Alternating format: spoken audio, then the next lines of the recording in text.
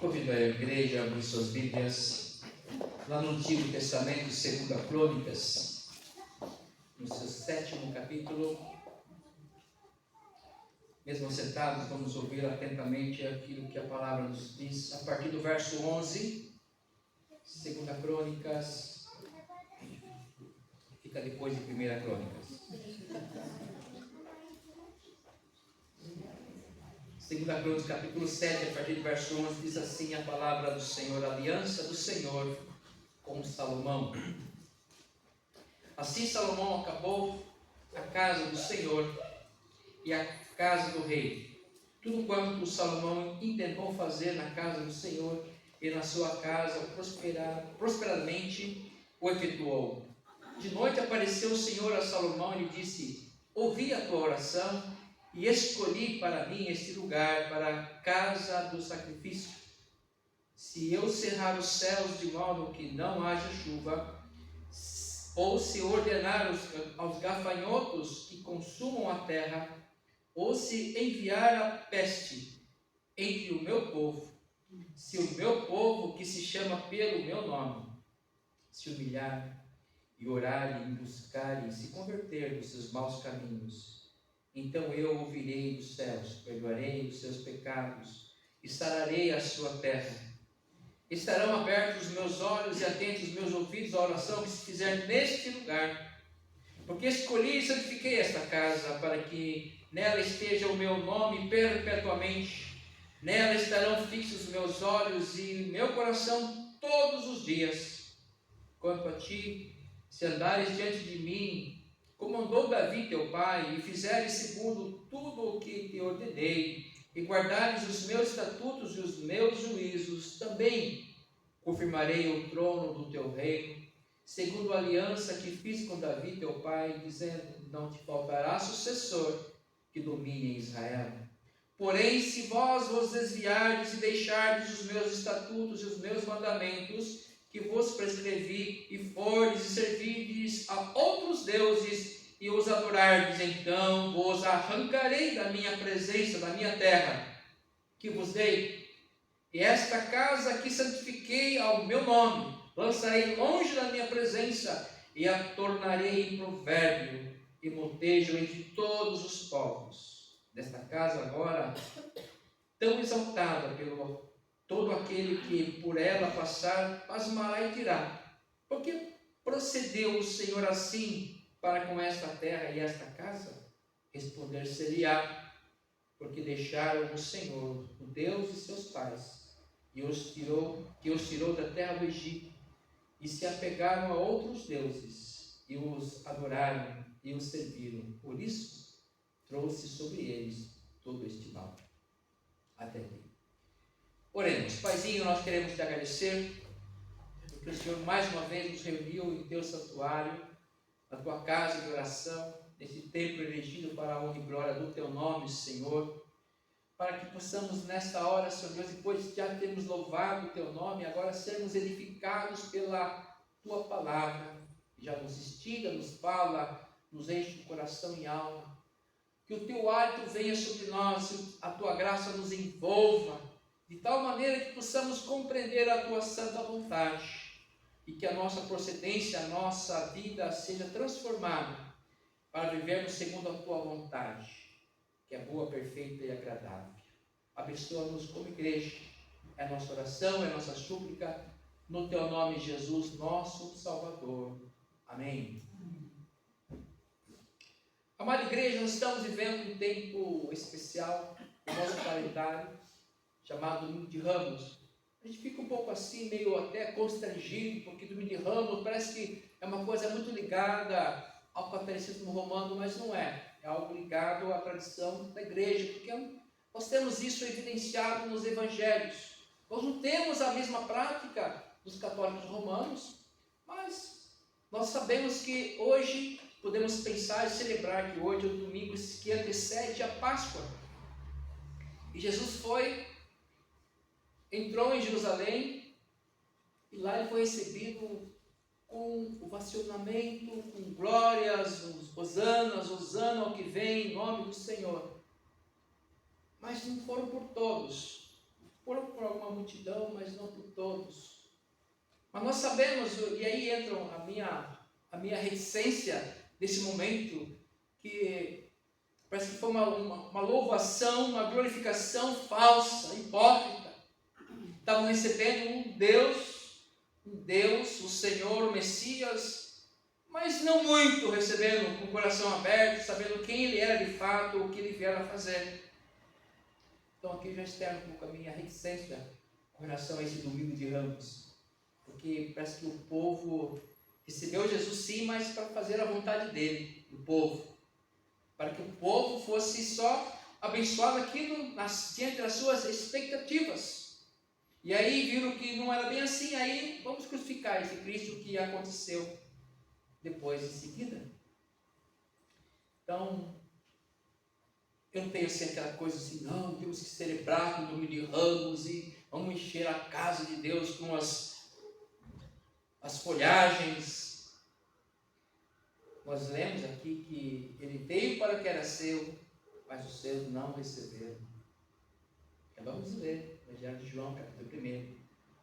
Ele veio para o seu povo, mas o seu povo não recebeu. Aí fica só nessa questão da ovação, dessa festa, dessa recepção, mas que fazem parte de um ritual. E é só um pouquinho sobre isso que nós queremos conversar um pouquinho à luz desse texto. E eu dei um tema aqui sobre surpreendidos pela graça de Deus. Nós somos surpreendidos pela graça de Deus, apesar de às vezes não reconhecermos isso. Por isso nós precisamos rever a nossa postura, a nossa fé, a nossa comunhão com Deus, para a gente entender os caminhos do Senhor de fato, entender seus pensamentos de fato. E isso não é possível à luz da nossa mente meramente humana, impregnados dos nossos pecados. Certa mulher acabou adormecendo no sofá após o seu marido ter ido para a cama. Poxa, é uma coisa muito comum hoje, né? Está lá todo mundo lá no sofá, um dormindo, outro acordado, e a mulher dormiu, o marido foi para a cama. E o marido dormiu, só que esqueceram de trancar as portas. O ladrão chegou, viu que a porta estava aberta, entrou. Foi para o quarto, tirou a TV lá da parede, e o marido nisso acordou. Falou assim: querida, vem para a cama. O ladrão se desesperou, entrou em pânico, deixou a TV e pegou um punhado de notas de dinheiro na bancada, ali na cômoda, e saiu correndo. Parecia nota de R$100, punhado. Mal sabia que eram folhetos evangélicos, contando ali sobre a história do perdão, da salvação de Cristo para a vida daqueles que receberem Jesus e as consequências se não recebessem Jesus como seu Senhor.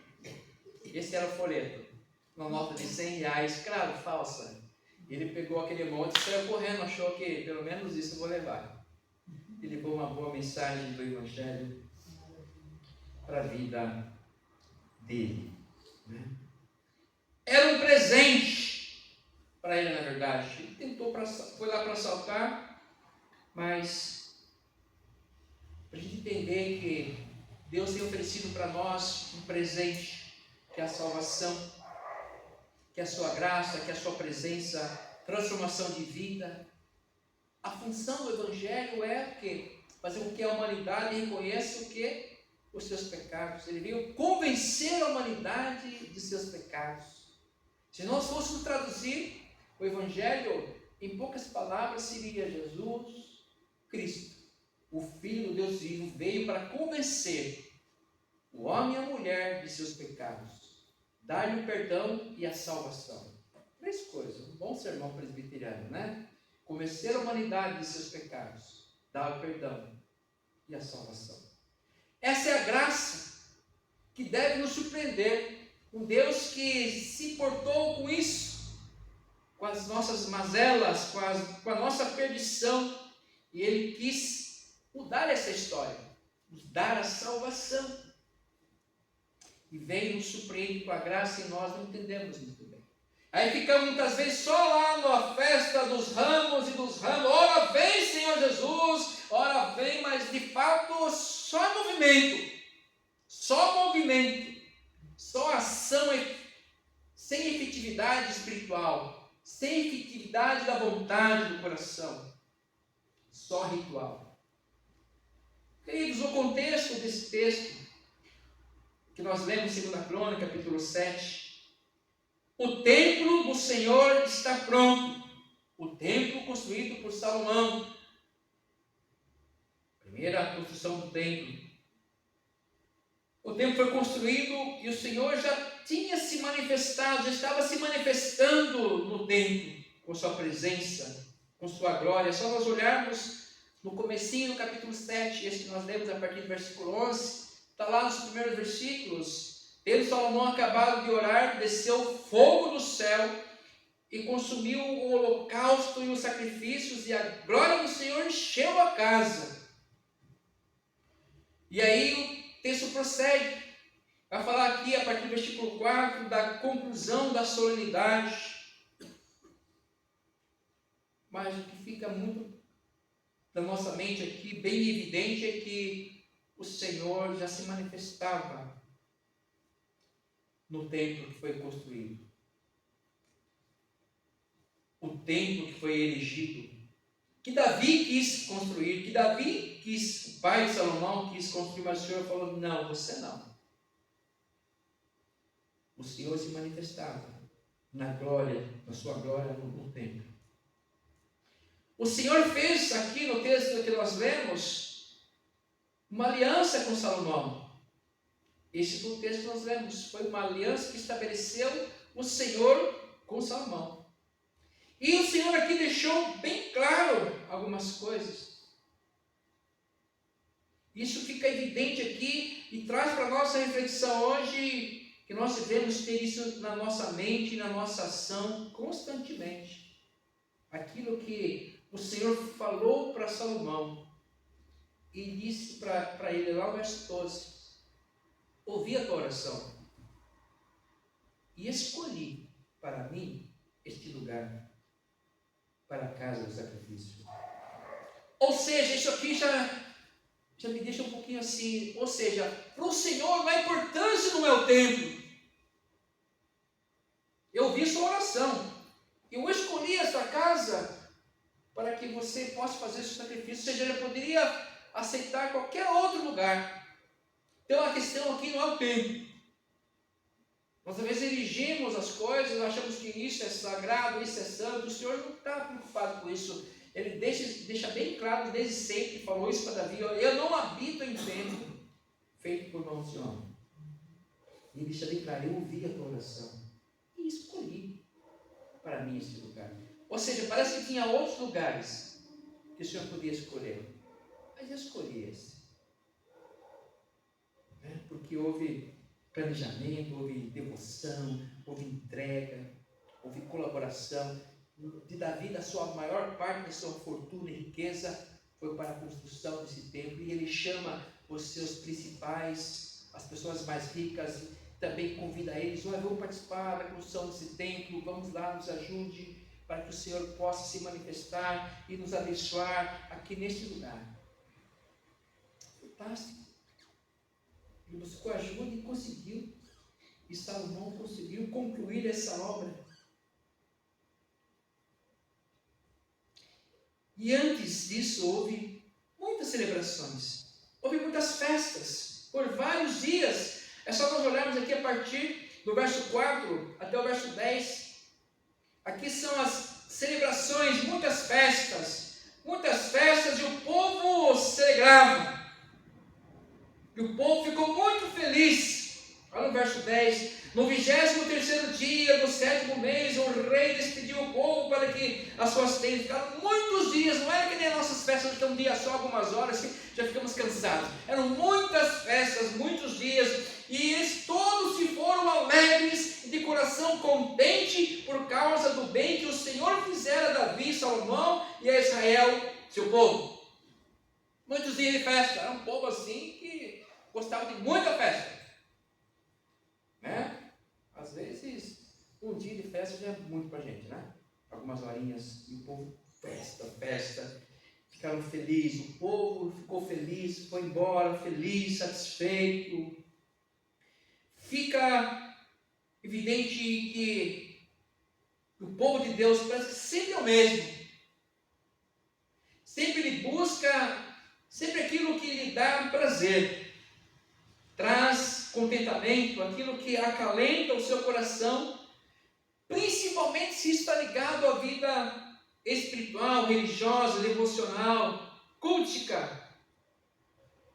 Parece que, por que isso? Porque parece que está tudo bem, as coisas estão indo bem, né? Eu estou normal, isso é legal, eu estou com a minha vida assim, mais ou menos, mas tudo bem, eu estou participando lá do Domingo de Ramos, das minhas festas na igreja, e está tudo certo, as coisas estão caminhando.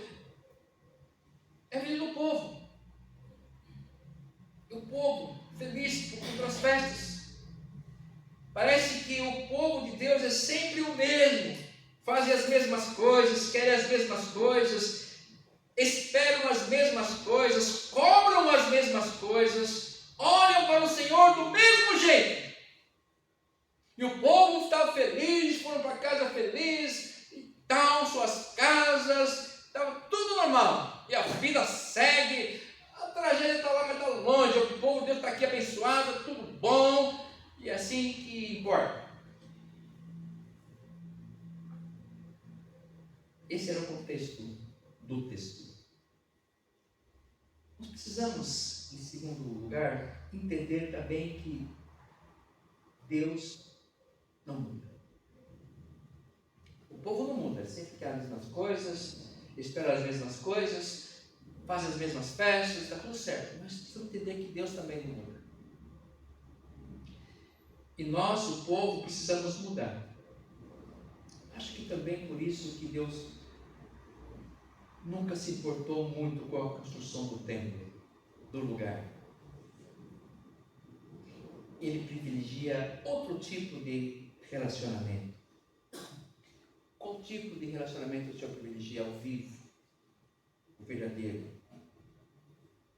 Vivo, o verdadeiro. Aí eu vou lá para João. Eu procuro verdadeiros adoradores que o façam em espírito e em verdade. Deus não se preocupa com o templo, com a aparência, com festas.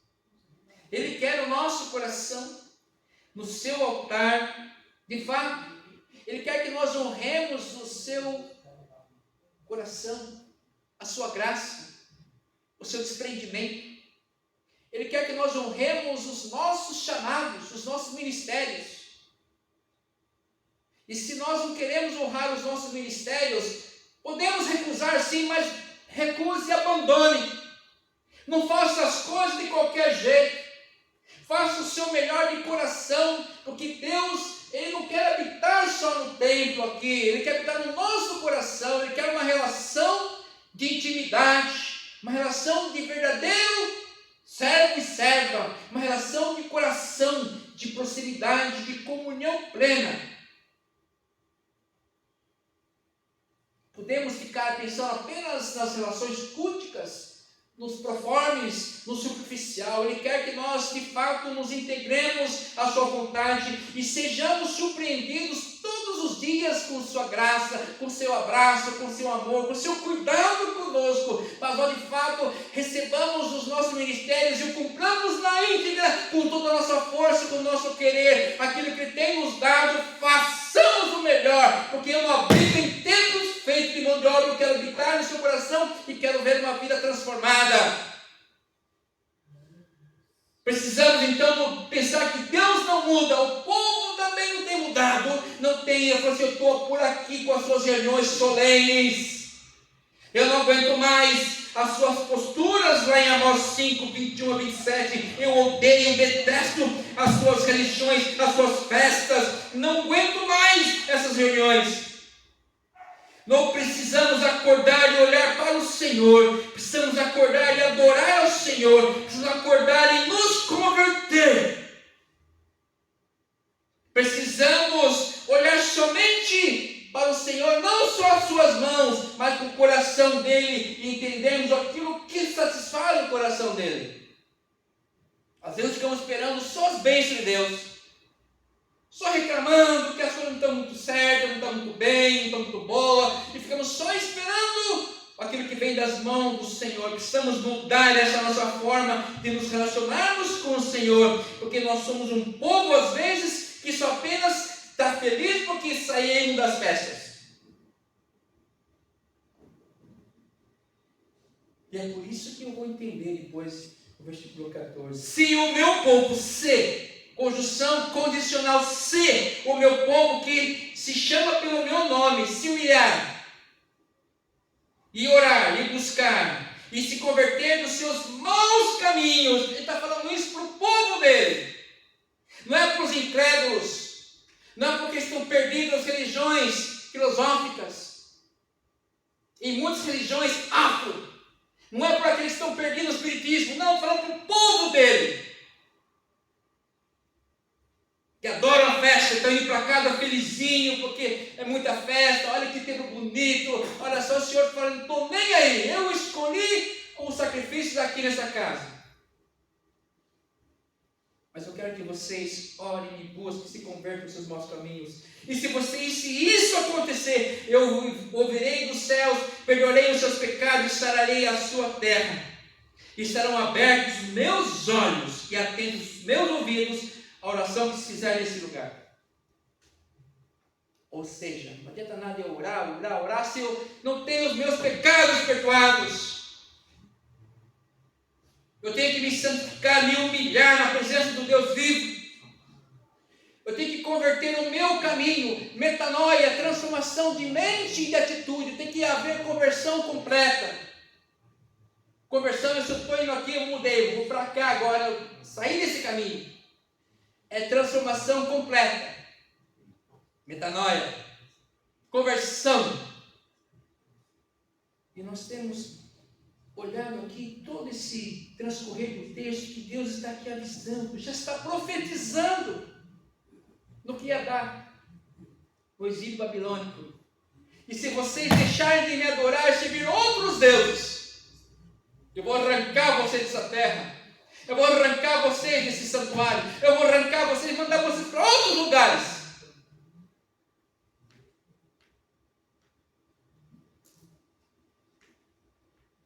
Porque vocês me deixaram como Senhor, deixaram Deus de seus pais, que tirou da terra do Egito, e se apegaram a outros deuses e o adoraram e o serviram.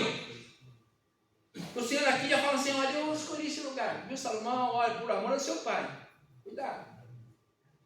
Nós já falamos sobre isso aqui, que Salomão pisou muito na bola, adorou outros deuses, amou muitas mulheres, e por isso entrou muitas coisas no seu coração.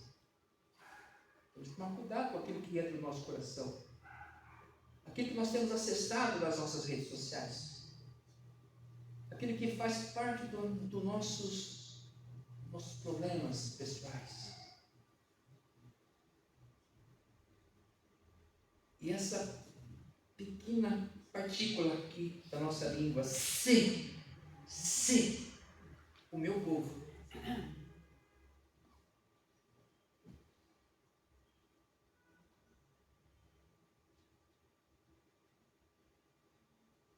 o que será que tem nos atraído para a casa do Senhor?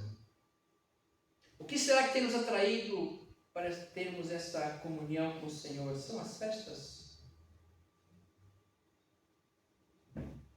Eu sei que se a gente marca uma festa na igreja, um churrasco, um café especial, a igreja fica mais cheia. Eu sei disso. Eu sei.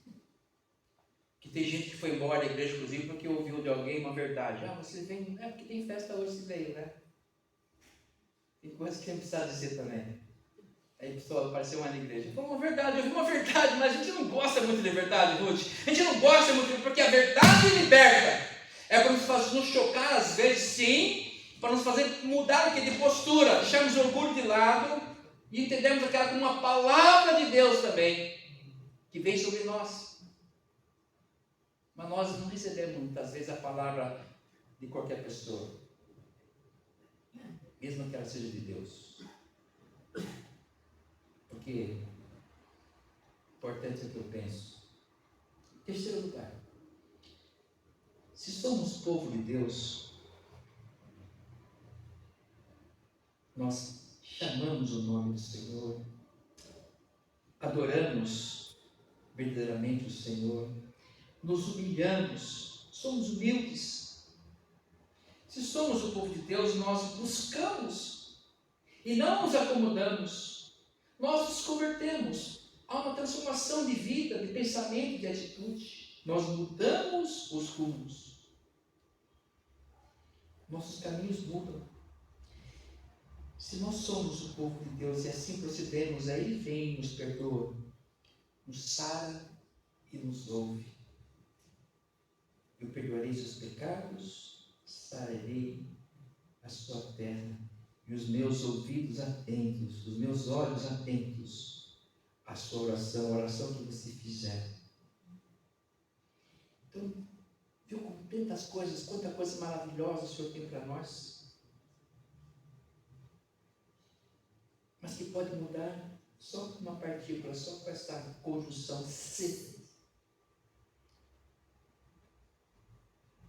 Tirasse essa partícula e ficaria assim, o meu povo, que se chama pelo meu nome, se humilha, ora, me busca, se converte, eu ouvirei do céu, perdoarei seus pecados, sararei sua terra, estarão atentos os meus olhos e os meus ouvidos à nossa oração. Por isso que o Tiago fala mais na frente, olha, vocês oram, mas vocês não sabem nem orar. Vocês pedem, mas não sabem. Pedem só para os seus próprios deleites. Nos ensina a orar. Nós precisamos orar com mais qualidade. Isso vai acontecer se nós orarmos de fato. Só ora quem ora. E sempre é tempo de aprender a orar. Exemplo de orações é só abrir os salmos. Às vezes tem umas lamentações lá, mas é oração. É um coração compungido no altar do Senhor. Senhor, até quando? Mas Ele é o dono da providência. Só ora quem ora. E nós precisamos entender o quanto isso é importante. Porque quando nós oramos, estabelecemos comunhão com Deus. E somos confrontados com a sua verdade. E se Ele nos toca, nós somos abençoados. Nós somos perdoados, sarados. Eu gosto muito de pensar que, em vez de perdoar, me pregação, Ele sara, me cura. Me cura da minha humanidade, das minhas mazelas pessoais. Me cura. O ensinamento de Jesus. Pega a tua cama e você está perdoado. Ele levantou e foi embora. Foi curado. O pecado é fruto da nossa humanidade pecadora. E o Senhor tem nos falado isso desde sempre. E Ele fala para Salomão com muito carinho, olha, se você andar no meu caminho como andou seu pai, ó, joinha para vocês, para você, que você seja muito abençoado. Já deu a dica para ele. Mantenha o coração no altar. Não te faltará sucessor que domine Israel.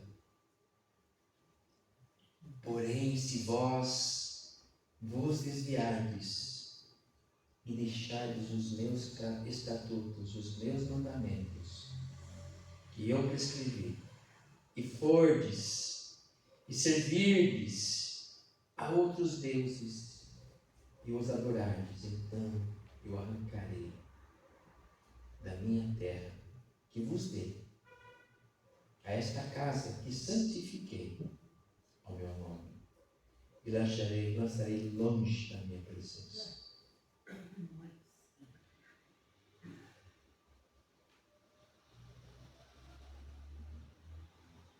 Sabe o que nos prova se somos povo de Deus? Como é que a gente pode perceber se nós somos povo de Deus ou não? É só nós voltarmos lá ao início do texto que nós lemos. Se nós clamamos pelo Senhor, se nós adoramos verdadeiramente, se nós nos humilhamos, nos tornamos pessoas humildes, se nós buscamos ao Senhor, se nós nos convertermos, se nós mudarmos os nossos rumos,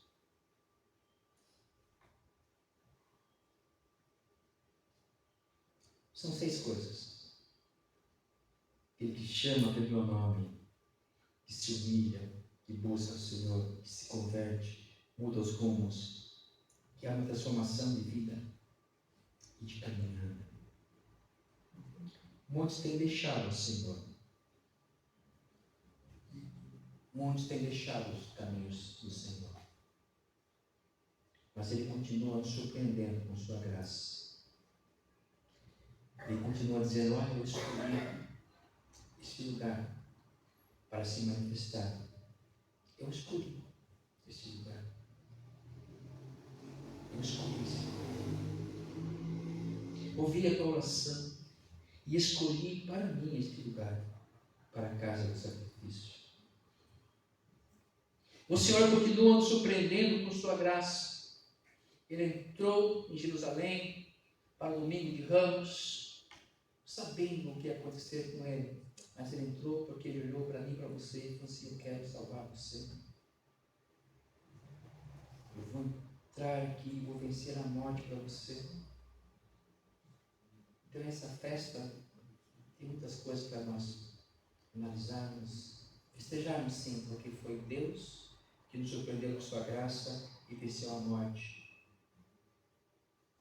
porque nos amou de tal maneira. E a graça dele continua ainda nos surpreendendo, apesar de nós. Apesar de nós. Ele nos deu um presente. Nos deu um presente como deu aquele ladrão que invadiu a casa dos irmãos, catou um monte de folheto, achou que era dinheiro, mas com uma mensagem preciosa de salvação, de amor e perdão do Senhor Jesus, mas também de aviso àqueles que recusassem esse amor e perdão de Jesus. Que Deus nos abençoe, nos fortaleça e nos faça cada dia mais conscientes e vivenciando uma comunhão maravilhosa com Jesus. Que nós possamos de fato recebermos Jesus com o coração, fazendo festa, mas por uma festa de vida e nossa morte na sua cruz, para que tenhamos uma vida e vida plena e vida eterna. Amém. Vamos louvar a Deus com alegria. O hino 52, o grande amor de Deus. A Deus demos glória. Louvemos